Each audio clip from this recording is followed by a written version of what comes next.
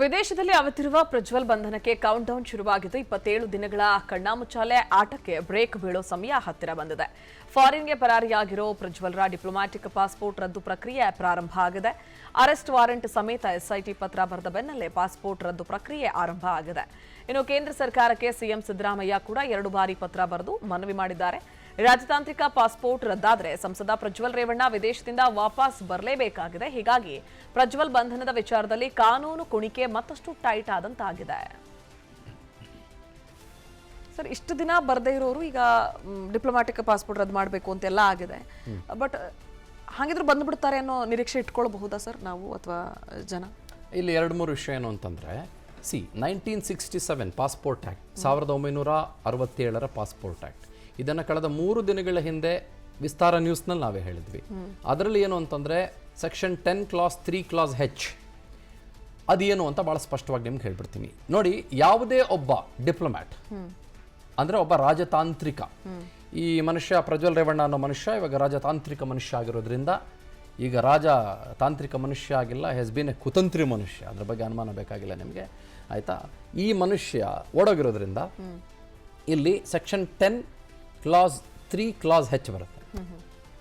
Any Diplomat ಬೇರೆ ದೇಶಕ್ಕೆ ಹೋಗಬೇಕು ಅಂತಂದಾಗ ಮಿನಿಸ್ಟ್ರಿ ಆಫ್ ಎಕ್ಸ್ಟರ್ನಲ್ ಅಫೇರ್ಸಿಂದ, ಅಂದರೆ ವಿದೇಶಾಂಗ ಖಾತೆ ಇಲಾಖೆಯಿಂದ ಒಂದು ಕ್ಲಿಯರೆನ್ಸ್ ಸರ್ಟಿಫಿಕೇಟನ್ನು ಪಡೆದುಕೊಳ್ಬೇಕಾಗುತ್ತೆ, ಅಥವಾ ಕಾಂಪ್ಲೈನ್ಸ್ ಸರ್ಟಿಫಿಕೇಟ್ ಅಂತ ಕರೀತಾರೆ. ಅದಕ್ಕೆ ಪೊಲಿಟಿಕಲ್ ಕ್ಲಿಯರೆನ್ಸ್ ಅಂತ ಕೂಡ ಕರೀತಾರೆ. ಏನು ಪರ್ಮಿಷನ್ ಲೆಟರ್ ಅಲ್ಲ. ಈಗ ಜರ್ಮನಿಗೆಲ್ಲೋ ಹೋಗ್ತಾ ಇದ್ದಾನೆ ಅಂತಂದ್ರೆ ಈ ಮನುಷ್ಯ, ಈಗ ನಾರ್ಮಲ್ ಆಗಿ ಏನು ಕೆಲಸ ಮಾಡದೆ ಹೋಗದೆ ಇದ್ರೆ ಪೊಲಿಟಿಕಲ್ ಕ್ಲಿಯರೆನ್ಸ್ ಸರ್ಟಿಫಿಕೇಟ್ ತಗೊಂಡೇ ಹೋಗ್ತಾ ಇದ್ದ ಮನುಷ್ಯ. ಯಾಕೆ? ನಮ್ಮ ದೇಶದ ಒಬ್ಬ ಡಿಪ್ಲೊಮ್ಯಾಟ್ ನಿಮ್ಮ ದೇಶಕ್ಕೆ ಬರ್ತಾ ಇದ್ದಾರೆ, ಅವ್ರನ್ನ ಚೆನ್ನಾಗಿ ನೋಡ್ಕೊಳ್ಳಿ, ಅವ್ರಿಗೆ ಒಳ್ಳೆ ಆತಿಥ್ಯ ಕೊಡಿ, ಅವರಿಗೆ ಊಟ ಗೀಟ ತಿಂಡಿ ಮತ್ತೊಂದು ವಾಸ್ತವ್ಯದ ಬಗ್ಗೆ ಮತ್ತು ಅವರಿಗೆ ಸೆಕ್ಯೂರಿಟಿಯ ಬಗ್ಗೆ ಒಂಚೂರು ಗಮನ ಹರಿಸಿ. ಅವರು ಇಲ್ಲಿ ಬಹಳ ಇಂಪಾರ್ಟೆಂಟ್ ಪರ್ಸನ್ ಆಗಿದ್ದಾರೆ. ಸಾಮಾನ್ಯವಾಗಿ ಮನುಷ್ಯ ಜರ್ಮನಿಗೆಲ್ಲ ಓಡೋಗಿದ್ದಿದ್ರೆ, ಅಂದ್ರೆ ಹೋಗಿದ್ದಿದ್ರೆ ಸುಮ್ಮನೆ ಹೋಗಿದ್ದಿದ್ರೆ ಎಲ್ಲ ಆರಾಮಾಗಿ ಇದ್ಕೊಂಡು ನಾನು ಟ್ರಿಪ್ಗೆ ಹೋಗಿ ಬರ್ತೀನಿ, ಎಲ್ಲಿಗೆ ಹೋಗಿ ಬರ್ತೀನಿ, ಅಥವಾ ಏನೋ ಮತ್ತೊಂದಕ್ಕೇನೋ ಹೋಗಿ ಬರ್ತೀನಿ ಅಂತ ಹೋಗಿದ್ದಿದ್ರೆ. ಬಟ್ ಈ ಮನುಷ್ಯ ಪೊಲಿಟಿಕಲ್ ಕ್ಲಿಯರೆನ್ಸ್ ತಗೊಂಡಿಲ್ಲ, ಹಂಗೆ ಹೋಗ್ಬಿಟ್ಟಿದ್ದಾರೆ ಇವರು, ಸನ್ಮಾನ್ಯ ಪ್ರಜ್ವಲ್ ರೇವಣ್ಣ. ನಂಬರ್ 1. 2ನೇ ಕ್ಲಾಸ್, ಇದರ ಅಡಿಯಲ್ಲಿ ಅದೇ ಪಾಸ್ಪೋರ್ಟ್ ಆ್ಯಕ್ಟ್ 1967 ಸೆಕ್ಷನ್ 12 ಅಡಿಯಲ್ಲಿ ಪೊಲಿಟಿಕಲ್ ಕ್ಲಿಯರೆನ್ಸ್ ತೆಗೆದುಕೊಳ್ಳದೆ ಹೋದರೆ 3 ತಿಂಗಳ ಜೈಲು ಶಿಕ್ಷೆ ಅನುಭವಿಸಬೇಕಾಗುತ್ತೆ. ಹೌದು, 3 ತಿಂಗಳ ಜೈಲು ಶಿಕ್ಷೆ ಕೂಡ ಅನುಭವಿಸಬೇಕಾಗುತ್ತೆ. 3ನೇ ವಿಷಯ, ಈ ಡಿಪ್ಲೊಮ್ಯಾಟಿಕ್ ಪಾಸ್ಪೋರ್ಟ್ನ ರದ್ದು ಹೇಗೆ ಮಾಡಬಹುದು? ಯಾವುದಾದ್ರೂ ಘನ ನ್ಯಾಯಾಲಯ ನೋಡಿ, ಇಂಥ ಮನುಷ್ಯನ ಮೇಲೆ ಕ್ರಿಮಿನಲ್ ಪ್ರಕರಣಗಳಿದ್ದಾವೆ, ಡಿಪ್ಲೊಮ್ಯಾಟಿಕ್ ಪಾಸ್ಪೋರ್ಟ್ನ ರದ್ದು ಮಾಡಿ ಅಂತ ಮಿನಿಸ್ಟ್ರಿ ಆಫ್ ಎಕ್ಸ್ಟರ್ನಲ್ ಅಫೇರ್ಸ್ಗೆ ಒಂದು ಲೆಟರ್ ಬರೆದ್ರೆ MEA ಏನಿದೆ ರದ್ದು ಮಾಡಬಹುದಾಗುತ್ತೆ. 4ನೇದು ಏನು ಮಾಡಬಹುದು? ಜರ್ಮನಿ ಮತ್ತು ಭಾರತದ ನಡುವಿನ ಡಿಪ್ಲೊಮೆಸಿ ತುಂಬಾ ಚೆನ್ನಾಗಿರೋದ್ರಿಂದ, ಜರ್ಮನಿ ಬಿಟ್ಟು ಬೇರೆ ದೇಶ ಆಗಿದ್ದಿದ್ರೆ ಒಂದು ಸ್ವಲ್ಪ ಸಮಸ್ಯೆ ಆಗಿರೋದು. ನಮ್ಮ ದೇಶಕ್ಕೂ ಮತ್ತು ಬೇರೆ ಬೇರೆ ದೇಶಗಳಿಗೂ ರಾಜತಾಂತ್ರಿಕವಾದಂತಹ ವ್ಯವಸ್ಥೆಗಳು ಚೆನ್ನಾಗಿದೆ. ಇನ್ನು ಕೆಲವು ದೇಶಗಳ ಜೊತೆಗೆ ಅಷ್ಟೊಂದೇನು ಒಳ್ಳೆ ಬಾಂಧವ್ಯ ಇಲ್ಲ. ನಮಗೂ ಜರ್ಮನಿಗೂ ಚೆನ್ನಾಗಿರೋದ್ರಿಂದ ಜರ್ಮನಿ ಏನು ಮಾಡ್ಬೋದು, ನಮ್ಮ ಭಾರತದ ಮಿನಿಸ್ಟ್ರಿ ಆಫ್ ಎಕ್ಸ್ಟರ್ನಲ್ ಅಫೇರ್ಸ್ ಅವ್ರಿಗೆ ಏನಾದರೂ ಮಾಹಿತಿ ಕೊಟ್ಟರೆ ಜರ್ಮನ್ ಎಂಬಸಿಗೆ, ಜರ್ಮನಿಯೇ ಆ ಮನುಷ್ಯನನ್ನ ಎಲ್ಲಿಗೂ ಹೋಗದಂತೆ ತಡೆ ಹಿಡಿದು ಆ ಮನುಷ್ಯನ ಪಾಸ್ಪೋರ್ಟ್ ಅನ್ನ ಅವರೇ ಕಾನ್ಫಿಸ್ಕೇಟ್ ಮಾಡಿಕೊಂಡು, ಅಂದ್ರೆ ಅವರೇ ಕಿತ್ತಿಟ್ಕೊಂಡು ಆ ಮನುಷ್ಯನನ್ನ ಒಂದು ಜಾಗದಲ್ಲಿರುವಂತೆ ನೋಡಿಕೊಂಡು ಭಾರತದ MEAಗೆ ಅದರ ಬಗ್ಗೆ ಮಾಹಿತಿಯನ್ನು ಕೊಡ್ಬೋದು. ಇವಾಗ ಇವ್ರ ಮೇಲೆ ಇರೋದು ಬ್ಲೂ ಕಾರ್ನರ್ ನೋಟಿಸ್, ಅಂದ್ರೆ ಎಲ್ಲಿದ್ದಾರೆ ಅಂತ ತಿಳಿಸಿಕೊಡುವ ನೋಟಿಸ್ ಹೊರತುಪಡಿಸಿದ್ರೆ ಇವ್ರನ್ನ ಅರೆಸ್ಟ್ ಮಾಡುವ ನೋಟಿಸ್ ಅಲ್ಲ. ಓಕೆ, ಇವಾಗ 2 ಪತ್ರವನ್ನ ಸಿದ್ದರಾಮಯ್ಯನವರು ಬರೆದಿದ್ದಾರೆ, ಡಿಪ್ಲೊಮ್ಯಾಟಿಕ್ ಪಾಸ್ಪೋರ್ಟ್ನ ರದ್ದು ಮಾಡಿ ಅಂತ. ರದ್ದು ಮಾಡಿದ್ರೆ ಏನು ಅಂತ ನೀವು ಪ್ರಶ್ನೆಯನ್ನು ಕೇಳ್ತಾ ಇದ್ರಿ. ವೆರಿ ಸಿಂಪಲ್ ರೀ. ಈಗ ಫರ್ಗೆಟ್ ಅಬೌಟ್ ಡಿಪ್ಲೊಮ್ಯಾಟಿಕ್ ಪಾಸ್ಪೋರ್ಟ್. ಈಗ ನಮ್ದೇ ಯಾವುದೋ ಪಾಸ್ಪೋರ್ಟ್ ತಗೊಳ್ಳಿ, ನಾವೆಲ್ಲ ಕಾಮನ್ ಸಿಟಿಸನ್ಸ್ ಅಲ್ವಾ, ನಾವೇನು ಇವ್ರ ಥರ ರಾಜತಾಂತ್ರಿಕನೂ ಅಲ್ಲ, ರಾಜಮಾಂತ್ರಿಕನೂ ಅಲ್ಲ, ನಾವು ಯಾರು ಅಲ್ಲ. ಸೊ ನಮ್ಮ ಒಂದು ಪಾಸ್ಪೋರ್ಟ್ನ ರದ್ದು ಮಾಡಿಬಿಟ್ರೆ ನಾವು passport, what you mean by passport? Passing your port, ನಿಮ್ಮ ಗಡಿಯನ್ನು ದಾಟ್ತಾ ಇದ್ದೀರಿ.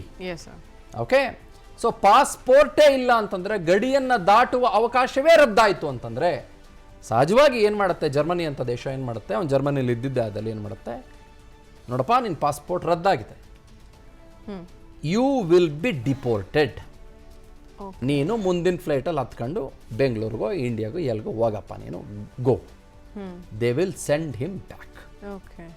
ಅಥವಾ ನಮ್ಮ ಮತ್ತು ಜರ್ಮನಿಯ ನಡುವಿನ ಎಕ್ಸ್ಟ್ರಾಡಿಷನ್ ಟ್ರೀಟಿ ಅಂತ ಕರಿತೀವಿ. ಎಕ್ಸ್ಟ್ರಾಡಿಷನ್ ಅಂದ್ರೆ ಏನು? ಇಲ್ಲಿ ಬೇಕಾಗಿದ್ದಂಥ ಒಬ್ಬ ಕ್ರಿಮಿನಲ್ ಅಪರಾಧವನ್ನ ಫೇಸ್ ಮಾಡ್ತಾ ಇರುವ ವ್ಯಕ್ತಿ, ಆರೋಪ ಫೇಸ್ ಮಾಡ್ತಾ ಇರೋ ವ್ಯಕ್ತಿ ಜರ್ಮನಿಯಲ್ಲಿ ಇದ್ದಾನೆ ಅಂತಂದ್ರೆ ನಮ್ಮ ಮತ್ತು ಅವರ ನಡುವಿನ ಎಕ್ಸ್ಟ್ರಾಡಿಷನ್ ಟ್ರೀಟಿ, ಹಸ್ತಾಂತರಗೊಳಿಸುವಿಕೆಯ ಒಂದು ಒಪ್ಪಂದ ಚೆನ್ನಾಗಿದೆ ಅಂತಂದ್ರೆ ಜರ್ಮನಿ ಏನ್ ಮಾಡುತ್ತೆ, ಜರ್ಮನಿ ಅವರೇ ಖುದ್ದಾಗಿ ನಮಗೆ ಹಸ್ತಾಂತರ ಕೂಡ ಮಾಡಬಹುದು. ಆ ಒಂದು ಪ್ರಾಸೆಸ್ ಕೂಡ ಇದೆ. ಓಕೆ, ಬೇಸಿಕಲಿ ಏನು ಅಂತಂದ್ರೆ passport ರದ್ದಾದ್ರೆ he cannot travel anywhere. Okay. He cannot travel to any country. ಗೊತ್ತಾಯ್ತಾ? It's not possible at all. Especially to European countries or American countries, to African countries. ಒಂದು ದೇಶಕ್ಕೋ ಎರಡು ದೇಶಕ್ಕೋ ಪಾಸ್ಪೋರ್ಟ್ ಬೇಡ, ಪಾಸ್ಪೋರ್ಟೇ ಬೇಡ ನಮ್ಮ ದೇಶದಿಂದ ಬೇರೆ ದೇಶಕ್ಕೆ ಹೋಗೋದಕ್ಕೆ. I am not very sure, I am not 100% sure. Probably ನಮಗೆ ಭೂತಾನ್ಗೆ ಹೋಗ್ಲಿಕ್ಕೆ ಬೇಡ ಅಂತ ಅನ್ಕೊಳ್ತೀನಿ, ನಾನು ನೇಪಾಳ್ಗೆ ಹೋಗ್ಲಿಕ್ಕೆ ಬೇಡ ಅಂತ ಅನ್ಕೊಂಡಿದ್ದೀನಿ. ನಾನು ತಪ್ಪಿರ್ಬೋದು, ತಪ್ಪಿದ್ರೆ ನನ್ನನ್ನು ತಿದ್ದಿ, ನನಗೇನು ತೊಂದರೆ ಇಲ್ಲ, ಕಾಮೆಂಟ್ಸಲ್ಲಿ ಬರೀ ತಿದ್ಕೋತೀನಿ ಅಂತ. ಓಕೆ, ಹೀಗಿರುವಾಗ what I want to say is, ಈ ಮನುಷ್ಯ ಬರುವ ಸಾಧ್ಯತೆಗಳು ಜಾಸ್ತಿ ಇದೆ. But I have one question. Ministry of external affairs ಒಂದು ಪ್ರೊಸೀಜರ್ ಮಾಡಬೇಕಾಗುತ್ತೆ ಪಾಸ್ಪೋರ್ಟ್ನ ರದ್ದು ಮಾಡೋದಕ್ಕೆ. ಆ ಪ್ರೊಸೀಜರ್ನ ಇಷ್ಟೊತ್ತಿಗಾಗಲೇ ಮಾಡಬೇಕಾಗಿತ್ತು.